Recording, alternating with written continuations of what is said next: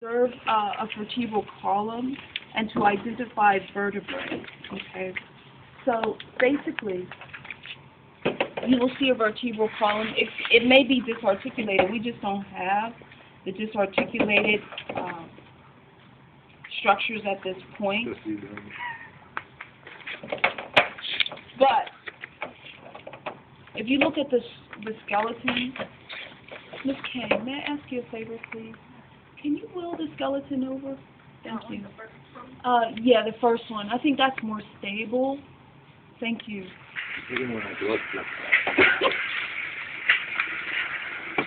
Isn't that the one that fell last week? Yeah. Okay, so with the vertebral column, you should know that there are typically a total of 26 vertebrae. A total of 26 vertebrae, typically. Of the 26, the first 7 are the cervical vertebrae. We call them C1 through C7, cervical vertebrae. Cervical vertebrae. Now, the first cervical vertebra is always called the atlas. Atlas, A-T-L-A-S. You have to know this for your exam. The first two are crucial. The first cervical vertebra is called the atlas.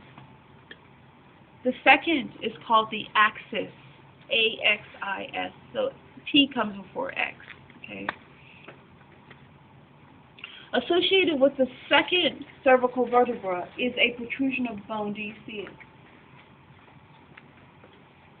This protrusion of bone associated with the axis, or C2, is called the odontoid process. Odontoid process, also known as DENS, D-E-N-S, so it has two names. Odontoid process, also known as DENS. Now you may say, well, okay. Well, the important thing about this is this process called the DENS, also known as odontoid process, forms a joint with the first cervical vertebra called the atlas.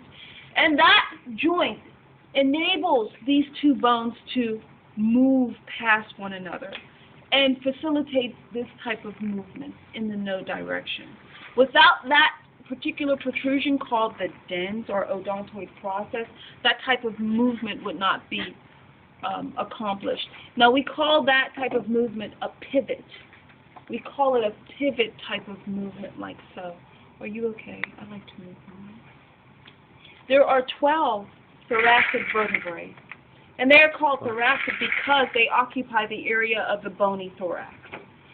So with the bony thorax, the thoracic cavity, there are 12 pairs of ribs.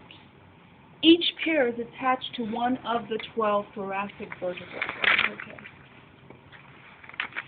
And we move to lumbar vertebrae. There are 5 of them.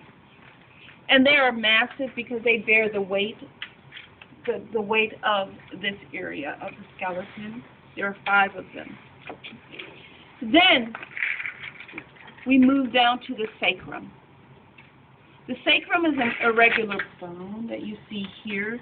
And then at the tip of the sacrum, it's called the coccyx. We have a bone named coccyx, or the tailbone, coccyx. Now, if we go back to the sacrum, you're going to have to be able to identify it both articulated, like you see here, as well as disarticulated.